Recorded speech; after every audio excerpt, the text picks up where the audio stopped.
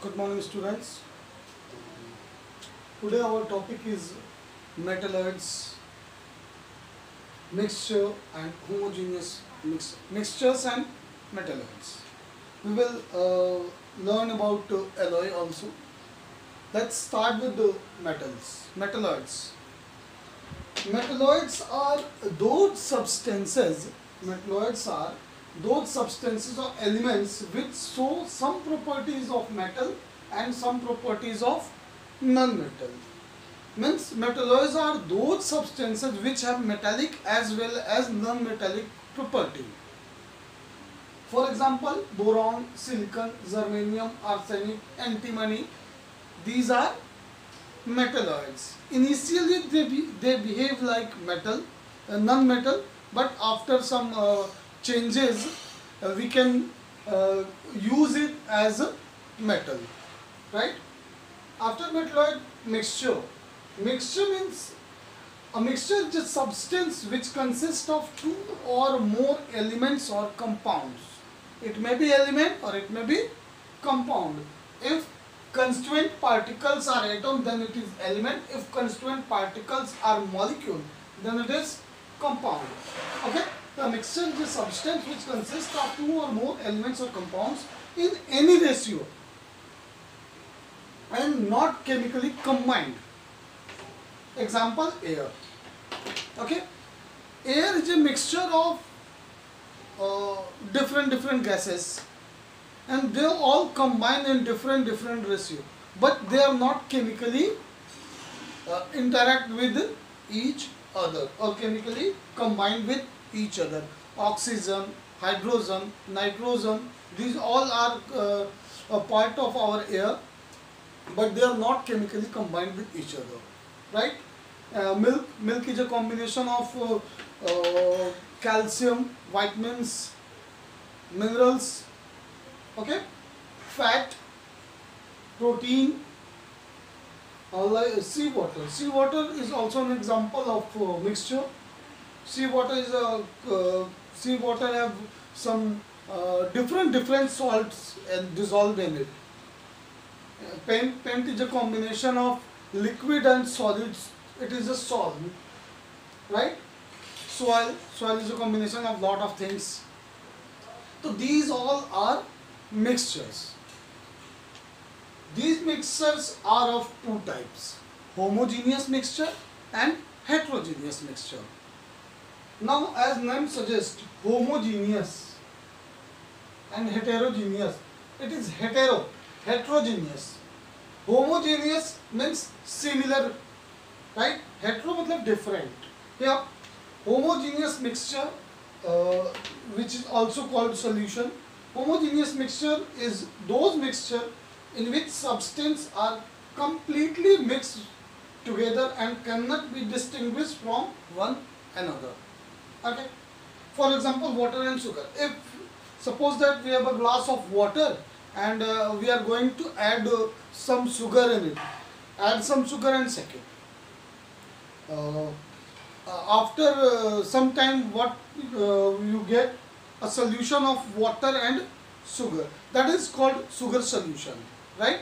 Sugar solution. You cannot separate water and sugar by some physical process, right? That is called homogeneous solution. Here, both constituting particles are dissolved with each other completely, right? Or you can say it is just like your chemical change, and chemical change cannot be reversed. That's why they cannot be separated by physical process. Okay. Now, heterogeneous mixture. Heterogeneous mixture is those mixtures in which the substances are separated. Substances can be separated by physical means, like combination of sand and water. You can easily separate sand by some filter paper, right? Let us understand it from very beginning. Metalloids. तो before कल वाले lecture की अगर हम बात करें तो कल हमने बात किया था मेटल और नॉन मेटल की. बहुत सारे डिफरेंट डिफरेंट प्रॉपर्टीज़ की बात हुई थी।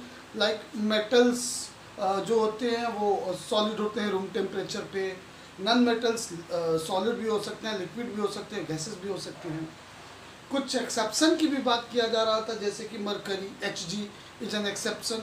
Hg एक ऐसा मेटल है जो रूम टेम्परेचर पे लिक्विड के फॉर्म में होता है। वैसे ही हमने ढेर सारे एक्सेप्शंस की भी बात करी थी कल लास्ट लेक्चर में। मेटल नॉन मेटल के बाद मैंने बताया था कि पूरे पीरियोडिक टेबल में देखा जाए तो जो जितने भी एलिमेंट्स हैं उन एलिमेंट्स की 4 कैटेगरी है। पहला मेटालिक, दूसरा नॉन मेटालिक, तीसरा मेटलॉइड, इन्हें हम सेमीकंडक्टर भी कह सकते हैं, मेटलॉइड, और fourth one is noble gas और इनर्ट गैस। जो ग्रुप 18 आता है वो इनर्ट गैस है, नोबल गैस है। वो ऐसे गैसेस हैं जो नॉर्मली किसी के साथ कंबाइन नहीं होती है, इसलिए वो हमेशा एटम के फॉर्म में होंगी, मॉलिक्यूल के फॉर्म में नहीं होंगी, क्योंकि वो खुद से खुद की बॉन्डिंग भी नहीं करती हैं। राइट, लाइक हीलियम हमेशा He के फॉर्म में होगा, He2 नहीं होगा, हीलियम को मॉलिक्यूल नहीं बनेगा, हीलियम हमेशा एटम के फॉर्म में होगा क्योंकि वो इनर्ट है। तो ये 4 कैटेगरी हुई थी। मेटल नॉन मेटल के डिफरेंसेस, अब अप्रॉक्सीमेटली 10 डिफरेंसेस हमने लास्ट लेक्चर में बात करा था। अभी बात कर रहे हैं मेटलॉइड्स की। तो ये मेटलॉइड्स ऐसे मटेरियल होते हैं जिनमें कुछ प्रॉपर्टी मेटल की है और कुछ प्रॉपर्टी नॉन मेटल की भी है। तो मैंने क्या बताया कि मेटलॉइड जैसे बोरॉन, सिलिकॉन और जर्मेनियम, ये 2 ऐसे हैं, इनको कंप्यूटर चिप और इलेक्ट्रॉनिक डिवाइसेस के चिप बनाने में यूज़ किया जाता है, जिनको पीसीबी प्लेट्स कहते हैं। पीसीबी प्लेट पे इनसे इन्हें एज इन कंडक्टर यूज़ किया जाता है और बहुत ही अच्छे कंडक्टर होते हैं। दीज आर सेमी कंडक्टर्स होते हैं बेसिकली। तो ये इनका यूज़ किया जाता है। तो मेटलॉइड्स जो होते हैं वो पहले तो ये इंसुलेटर की तरह बिहेव कर रहा था, इलेक्ट्रिसिटी कंडक्ट नहीं कर रहा था, लेकिन इसके अंदर हमने कुछ चेंजेस कर दिए। बाद में क्लास 12 में जाएंगे तो आप पढ़ेंगे डोपिंग। डोपिंग का मतलब एक प्योर सब्सटेंस है, उसमें कुछ फॉरेन सब्सटेंसेस ऐड कर दिया हमने, और वो फॉरेन सब्सटेंस को ऐड करते ही जो मेटलॉइड है उसकी कंडक्टिंग कैपेसिटी इंक्रीज कर गई। ठीक है, कंडक्टिविटी को इंक्रीज करने के लिए हमने ये डोपिंग किया था। तो ये इनिशियली नॉन मेटल होते हैं, डोपिंग करने के बाद ये मेटल की तरह बिहेव कर सकते हैं। मिक्सचर की बात कर रहे हैं तो मिक्सचर देखिए कुछ भी हो सकता है, मिक्सचर में कोई कंपोजिशन नहीं है, कोई भी 2 चीज़ आप उठाइए उन्हें मिला दीजिए, चाहे वो पीरियोडिक टेबल में, जैसे पीरियोडिक टेबल में आपके 118 एलिमेंट्स हैं, 200। अब इन एलिमेंट्स को, अच्छा एक बात बताइए, जैसे इंग्लिश के अल्फ़ाबेट में A से Z तक होता है, A से Z तक होता है, 26 लेटर्स होते हैं। इन 26 लेटर्स में से अलग अलग लेटर्स को कंबाइन करते हैं आप तो एक वर्ड बनता है। ये वर्ड मीनिंगफुल भी हो सकता है, जैसे AXT जज कर दिया, इसका कोई मीनिंग नहीं है, लेकिन ये भी कलेक्शन ऑफ वर्ड है। तो कलेक्शन ऑफ वर्ड 2 तरह से हो सकता है, एक मीनिंगफुल हो सकता है, जिसका कोई मीनिंग नहीं हो। वैसे ही एलिमेंट्स को, जो जितना पीरियोडिक टेबल में एलिमेंट्स दिए गए उनको अगर आप एक साथ कंबाइन करते हैं तो हो सकता है कुछ के बीच में केमिकल बॉन्डिंग बन जाए और कुछ के बीच में केमिकल बॉन्डिंग ना बने। अब ये केमिकल बॉन्डिंग बनना और केमिकल बॉन्डिंग ना बनना, इस बात को अभी आप अपने क्लास के लेवल पे कैसे समझेंगे। आप यूँ समझ लीजिए कि कुछ एलिमेंट्स को हम कंबाइन कर रहे हैं, मिला रहे हैं, तो कुछ केमिकल चेंज कर ले रहे हैं, कुछ फिजिकल चेंज कर रहे हैं, राइट। अगर वो केमिकल चेंज कर रहा है तो एक नया प्रोडक्ट बन जाएगा। जैसे मैंने क्या किया, हाइड्रोजन लिया और ऑक्सीजन को मिलाया एक फिक्स रेशियो में, H2 और O को मिलाया तो H2O बन गया, जो कि एक वाटर है, और वाटर की प्रॉपर्टी इन हाइड्रोजन ऑक्सीजन दोनों से अलग हो गई, तो एक न्यू सब्सटेंस बन गया, केमिकल चेंज हो गया। तो 2 को मिलाने से केमिकल चेंज भी हो सकता है और फिजिकल चेंज भी हो सकता है। अगर फिजिकल चेंज हुआ तो वो मिक्सचर मेरा हेट्रोजीनियस हो गया, केमिकल चेंज हुआ तो होमोजीनियस हो गया। ठीक है, चलिए अब ये मिक्सचर 2 टाइप के हुए थे। होमोजीनियस को थोड़ा सा और अच्छे से समझिए। होमोजीनियस में 2 पार्ट होता है, एक सॉल्यूट और एक सॉल्वेंट। 2 चीज़ें, जो 2 चीज़ों को मिला के हम सोल्यूशन बना रहे हैं। दोनों में से जो ज़्यादा अमाउंट में होगा उसे हम सॉल्वेंट कहते हैं, जो कम अमाउंट में होगा उसे सॉल्यूट कहते हैं। ठीक है, अब देखिए इसे मैं बताता हूँ।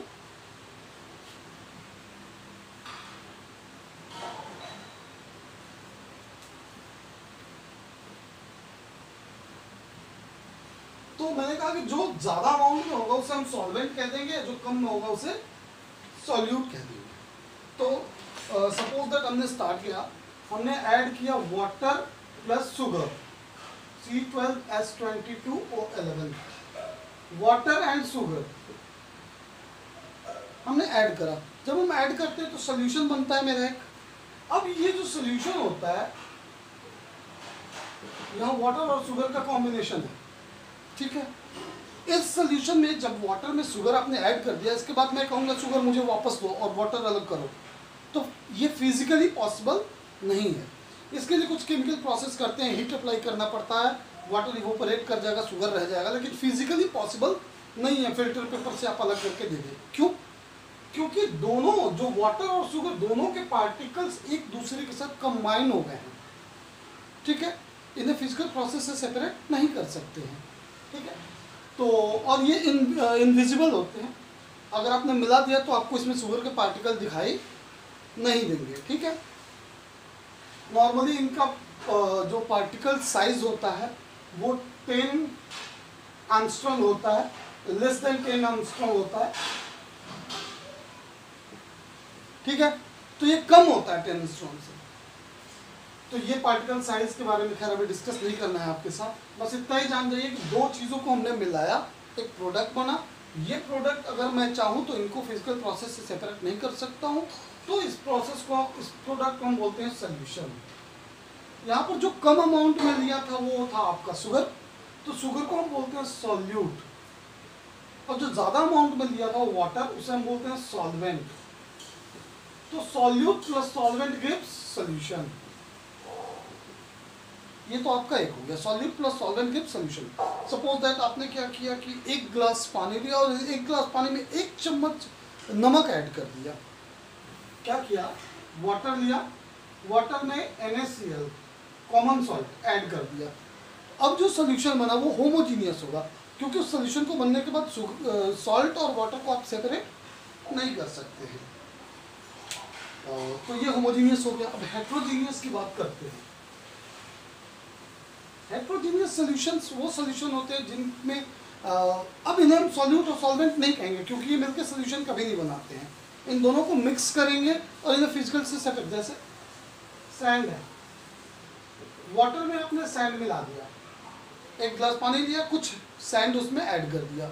सैंड ऐड करते ही क्या देखेंगे कि आफ्टर सम टाइम वो जो सैंड होगा इस सोल्यूशन में, वाटर तो ये पूरा ऊपर तक भरा हुआ है, इसमें जैसे ही आपने सैंड ऐड करा तो जो सैंड का पार्टिकल है वो आफ्टर सम टाइम्स बॉटम में सेटल डाउन हो जाएगा।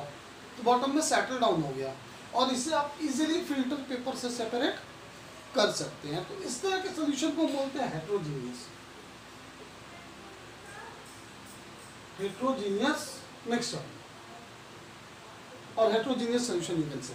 Heterogeneous mixture are those mixtures in which solute and solvent part or constituting particles can be separated by physical means. आप ऐसा भी सोच सकते हो, जैसे कि क्या करते हैं कि सैंड लेते हैं, सैंड के अंदर कुछ आयरन के पार्टिकल्स, आयरन के छोटे छोटे ग्रैन्युल्स हम ऐड कर देते हैं। सैंड एंड आयरन के छोटे छोटे ग्रैन्युल्स ऐड कर दिया हमने सैंड के साथ, दोनों को मिक्स कर दिया। अब ये मेरा होमोजीनियस मिक्सचर है या हेट्रोजीनियस मिक्सचर है?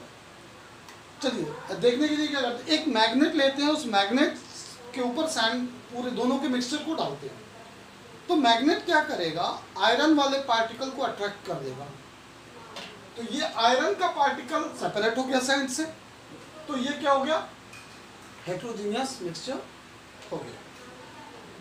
अब इनके साथ एक खास बात और, होमोजीनियस मिक्सचर जब रहेगा तो in case of homogeneous mixture, ये मान लीजिए सैंड एंड आयरन है, सॉरी सैंड एंड वाटर है, ये मान लीजिए शुगर एंड वाटर है, ठीक है। तो in case of sand and water, sand settle down हो गया, ये यूनिफॉर्मली डिस्ट्रीब्यूटेड नहीं होगा ऑल ओवर द सॉल्यूशन। लेकिन अगर वाटर और शुगर के सॉल्यूशन को आप देखेंगे तो इसमें शुगर पार्टिकल यूनिफॉर्मली डिस्ट्रीब्यूटेड होगा ऑल ओवर द सॉल्यूशन। आप इसे चाहें तो चेक कर सकते हैं किसी भी ड्रॉपलेट को उठाकर इसके अगर आप टेस्ट करेंगे तो शुगर की टेस्ट आएगी, वाटर में शुगर का टेस्ट आएगा, चाहे वो आप कोई भी वाटर ड्रॉपलेट इसका उठा लें। लेकिन यहाँ आप देख रहे हैं कि यहाँ तो सेटल डाउन हो गया बॉटम में, ठीक है। तो ये हेट्रोजीनियस है, होमोजीनियस है। तो हमने बात किया मेटलॉइड की, हमने बात की मिक्सचर की। अब हम बात करते हैं इसी से रिलेटेड एक छोटा सा टॉपिक है एलॉय। एलॉय क्या होता है? तो देखिए एलॉय क्या होता है। Alloy is a combination of two metals और नॉन मेटल, और इनमें एक का मेटल होना बहुत जरूरी है। देखिए इसको कहते हैं एलॉय क्या है, एक तो मेटल हो सकता है प्लस दूसरा जो होगा वो चाहे वो मेटल हो सकता है चाहे नॉन मेटल। ये मेटल भी हो सकता है और नॉन मेटल, तो बनता है एलॉय, ठीक है। एलॉय क्या होता है? Alloy is a homogeneous mixture of two or more then to substances जिनमें एक का मेटल होना कंपलसरी है।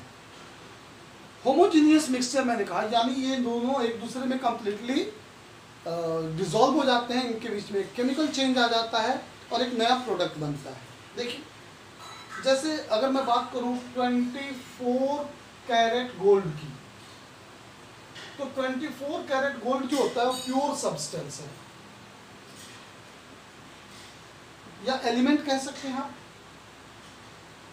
ये क्यों प्योर सब्सटेंस है और एलिमेंट है? क्योंकि अगर मैं बात करता हूँ गोल्ड के इंटरनल स्ट्रक्चर की, तो इसके अंदर ये सब एटम्स हैं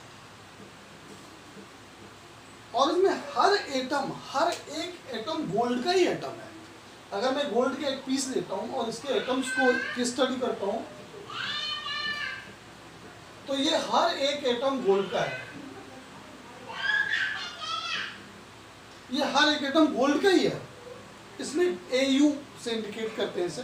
इसमें कोई भी ऐसा नहीं है जो गोल्ड का एटम नहीं हो। तो सिमिलर टाइप के एटम से मिलकर बना, इसलिए हम इसे एलिमेंट या प्योर सब्सटेंस कहते हैं।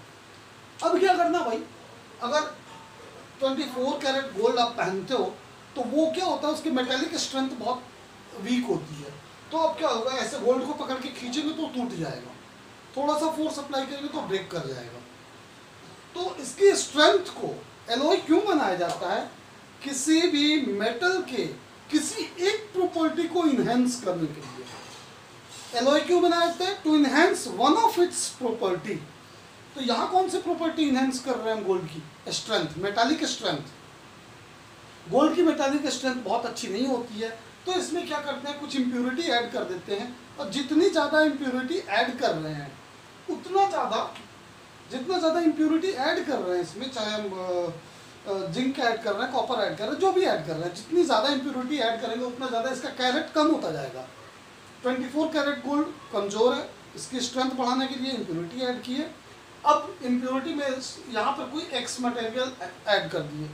इस एक्स मटेरियल के ऐड करने से क्या हुआ, ये मेटल प्लस ये मेटल था गोल्ड, इसमें कुछ दूसरा मेटल हमने ऐड कर दिया। ये ऐड करने से इसकी मेटालिक स्ट्रेंथ इंक्रीज कर गई। तो इस तरह के प्रोडक्ट को हम क्या बोलते हैं? इस तरह के प्रोडक्ट को हम एलॉय बोलते हैं। अब ये 24 कैरेट प्योर गोल्ड नहीं रह गया, अब ये 23 कैरेट हो गया। जितना ज़्यादा इम्प्योरिटी ऐड हो रही है या दूसरा मटेरियल ऐड कर रहे हैं, 22 कैरेट, 21 कैरेट जितना कम होता जाएगा, गोल्ड का परसेंटेज उसमें उतना ही डिक्रीज करता जाएगा। तो ये था मेटल, नॉन मेटल, मेटलॉइड्स और मिक्सचर की बात हमने करा, और फाइनली एलॉय की बात की। एलॉय बहुत सारा होता है, जैसे ब्रास है, गोल्ड तो हमने बता ही दिया, ब्रास एक एलॉय है। जिंक और कॉपर को मिला के सब चीज़ें बनाई जाती हैं, ठीक है। और ये थी आज के टॉपिक, और कल हम इसके बाद नेक्स्ट टॉपिक पे डिस्कस करेंगे।